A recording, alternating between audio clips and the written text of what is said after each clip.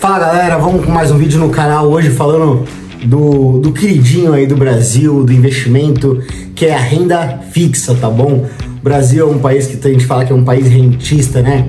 O gringo vem no Brasil pegar nossos juros, é assim que basicamente a gente utiliza essa força aí para segurar geralmente o dólar, né? A alta do dólar, né? Que é isso aí, esse juros real, o gringo vem aqui, coloca juros aqui, então é muito importante você aprender sobre renda fixa, até antes mesmo de você começar a investir.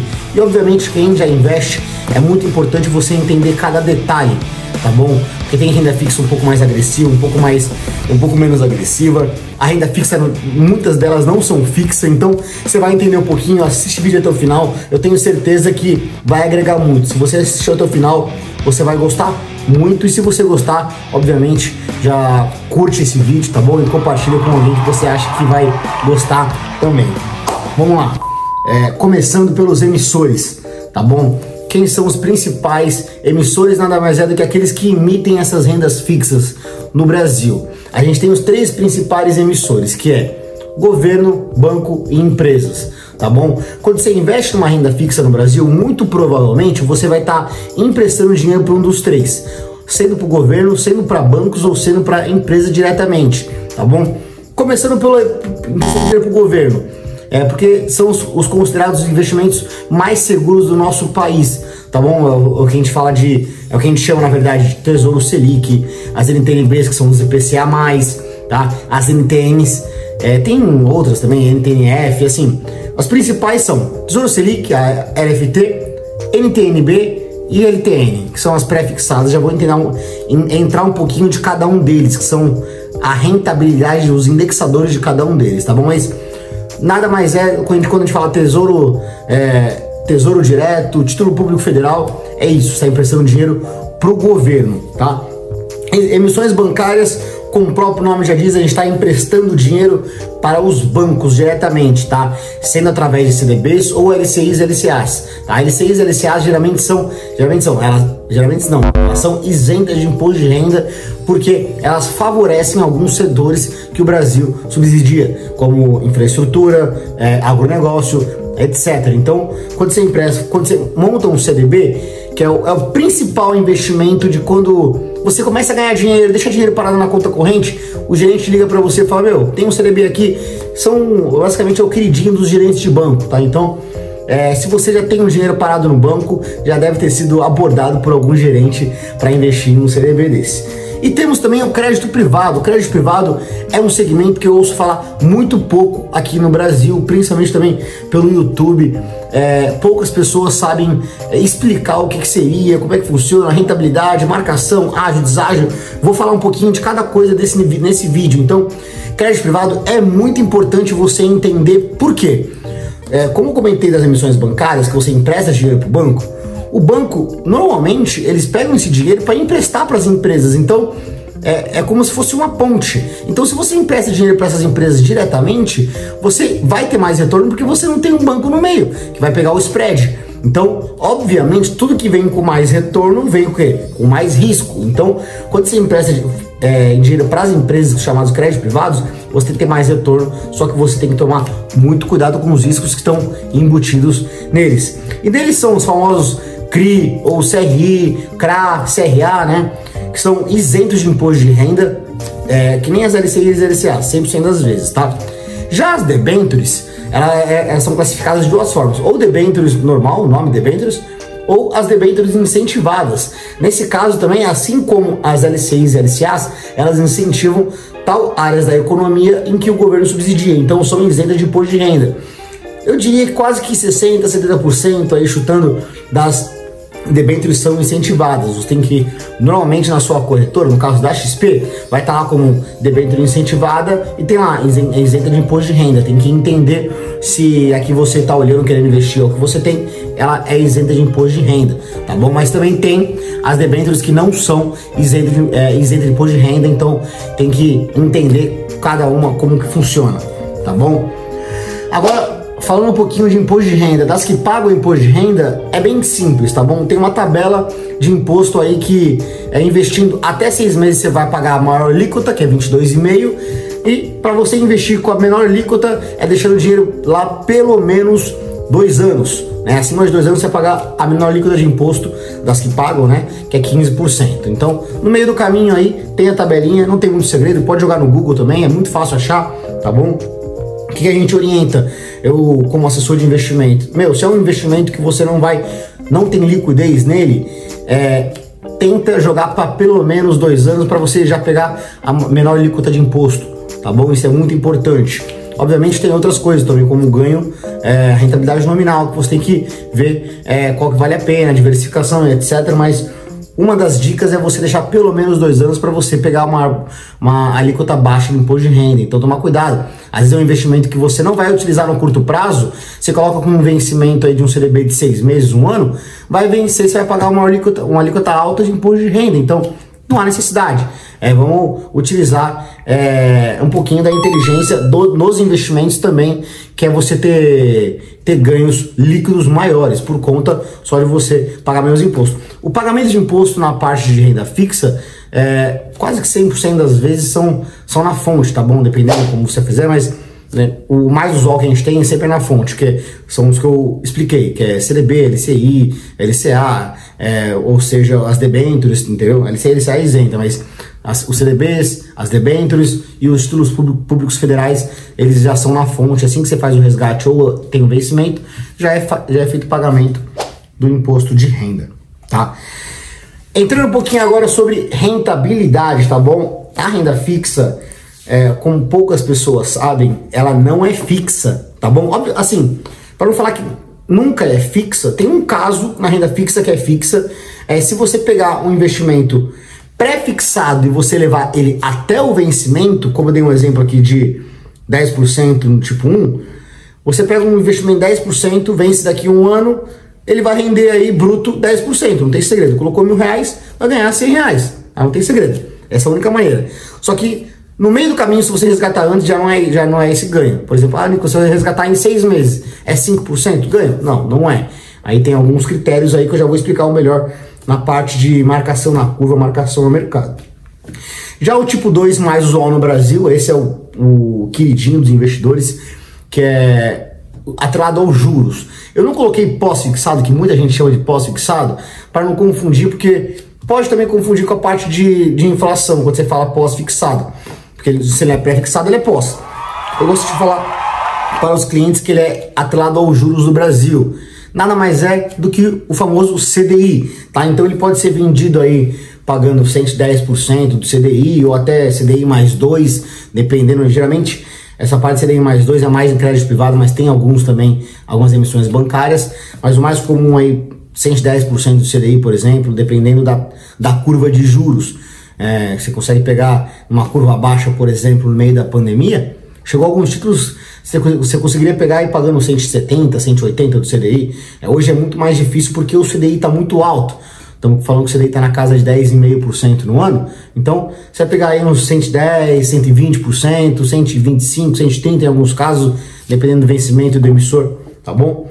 E o 3, que é o principal investimento mais conservador que a gente tem em questão de rentabilidade, que eu foco muito para os meus clientes se atentarem e focarem, que é o outro lado da inflação, né? Você pegar um investimento ali pagando IPCA mais 6 ao ano, esse investimento ele vai te pagar uma boa rentabilidade por conta de um histórico do Brasil ter uma inflação muito alta, né?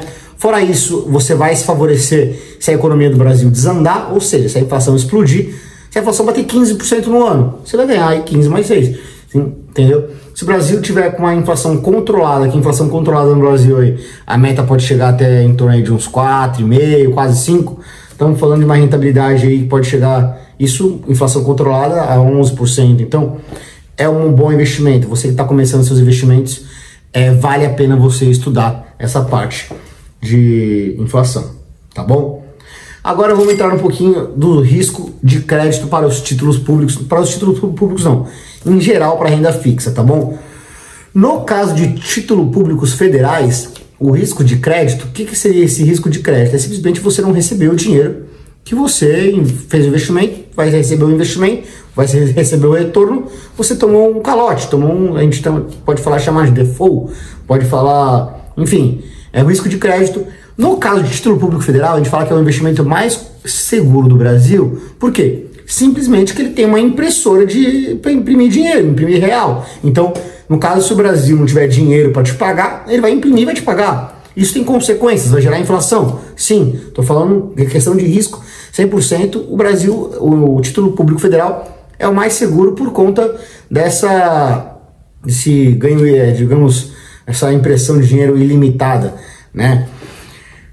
Agora entrando um pouquinho mais a fundo, que é onde você realmente tem que se preocupar com o risco de crédito, que são as emissões bancárias e os créditos privados. No caso das emissões bancárias, a gente tem um negócio que deixa uma tranquilidade para os investidores, que é chamado FGC, que é o Fundo Garantidor de Crédito. Não são todos os bancos que possuem FGC, então você tem que entrar no site do FGC. Eu posso deixar aqui também na descrição o site do FGC para você procurar as instituições associadas, para ver se o banco que você investiu está associado ao FGC. E tem algumas regras do FGC, até 250 mil, por CPF ou por instituição, né? Mas tem um ganho máximo, uma proteção máxima de 1 milhão. É legal também se atentar em cada detalhe, mas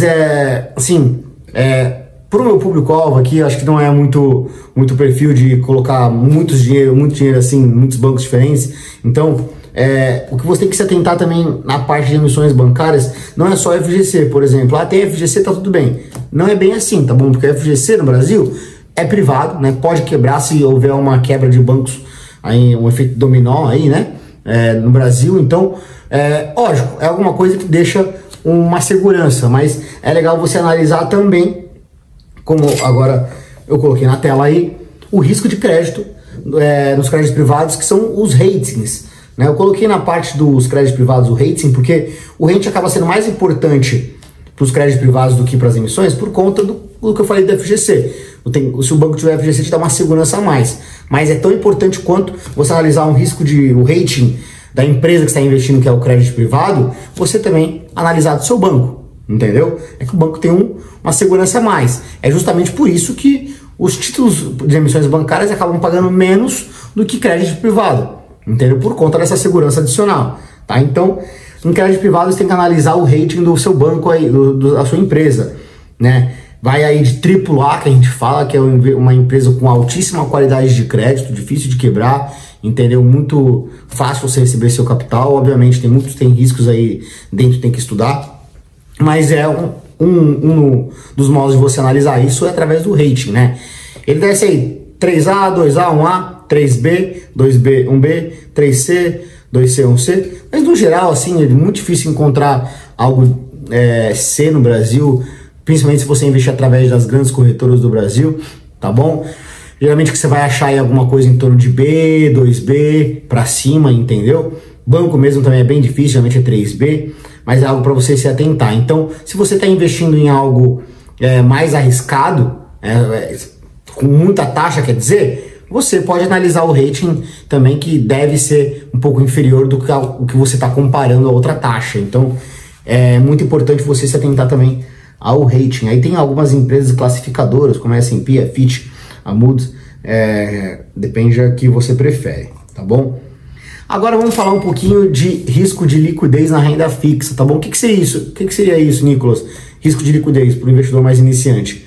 É você querer sair, pode ser, você recebeu dinheiro no final, é um risco de crédito, mas você querer sair no meio do caminho, você vender, para você sair, geralmente você não vende para o banco emissor.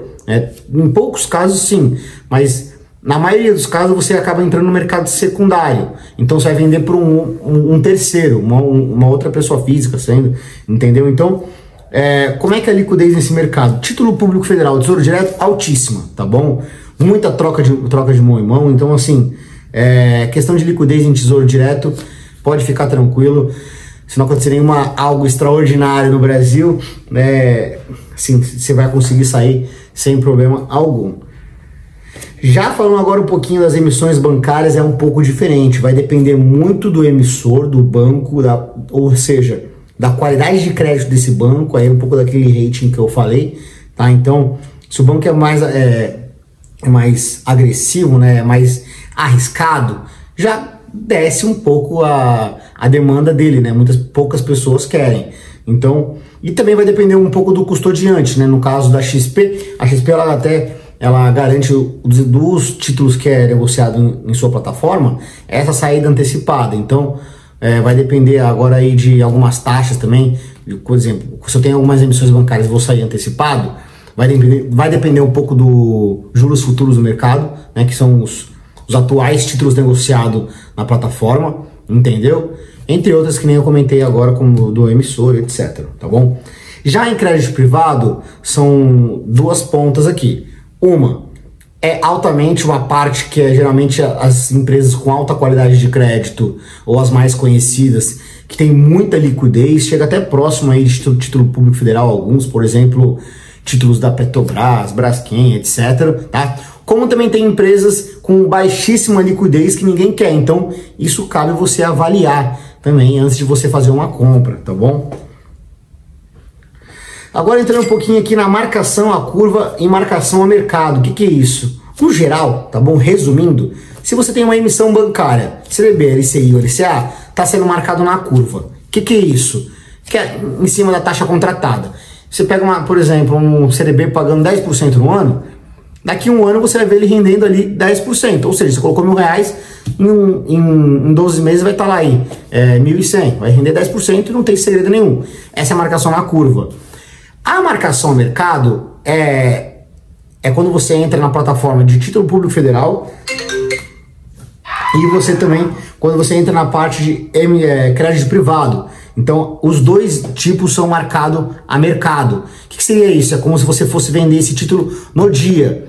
Aí é um pouco do que eu falei no slide anterior, né? Você vai depender de alguns fatores, como por exemplo, curva de juros, o emissor, como é que tá o balanço do emissor nos últimos que a empresa reportou? Tá saudável? Não tá? Então, é isso que vai definir a marcação a mercado. Nela, marcação a mercado é muito boas para uns casos e muito ruins para outros, né? Que é o que a gente chama de ágil e deságil.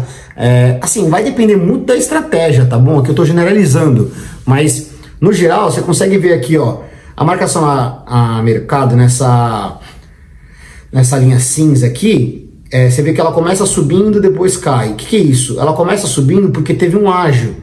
O que é isso? Ela vai...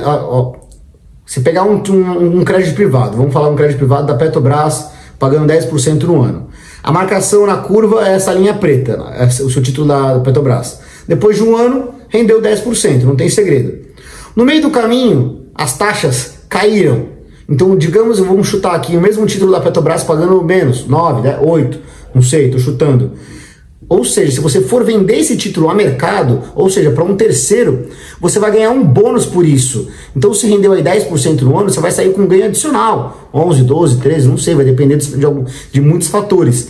Então, você consegue ter um ágil, que a gente fala que você consegue surfar a curva de juros, entendeu? Muitos investidores profissionais, qualificados, que sabem o que fazem, utilizam desse artifício para conseguir investir numa boa empresa, numa renda fixa e você ter um ganho adicional, entendeu? Obviamente, tem que tomar muito cuidado porque do mesmo jeito que você tem um ágil, você pode ter um deságio também, como por exemplo, nesse segundo, digamos aqui nessa segunda intersecção aí, entre a segunda e a terceira, que a gente consegue ver onde tem um deságio, que é o quê? Digamos que depois de 2 anos, esse mesmo título da Petrobras rendeu aí 10% ao ano, vai ter rendido aí mais de 20% em 2 anos. Tem os juros compostos também.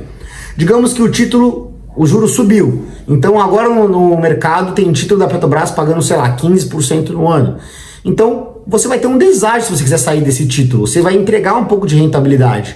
É isso que é o deságio, tá? Então se você teve aí em 2 anos, sei lá, sem fazer conta aqui, 21% de ganho, você sai com deságio, você vai sair aí com 18, 17, entendeu?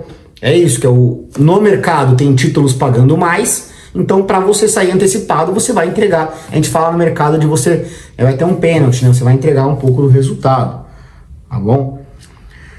Voltando aqui agora para a parte de renda fixa aqui no geral, vale a pena investir em renda fixa no Brasil?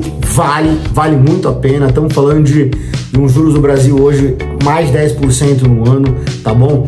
tem hoje muitos investimentos aí no mercado, aí pagando aí mais de 6% de juros real, né? Então, ou seja, que te dá uma segurança se a inflação subir, de render junto.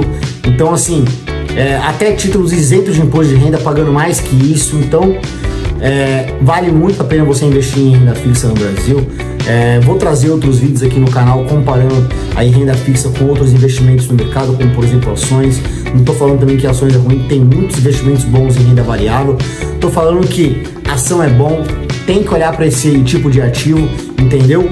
Principalmente fazer se esse tipo de ativo faz sentido para o seu perfil de investimento, né? Porque, por exemplo, esses títulos que são marcados a mercado causam muito desconforto na hora do deságio.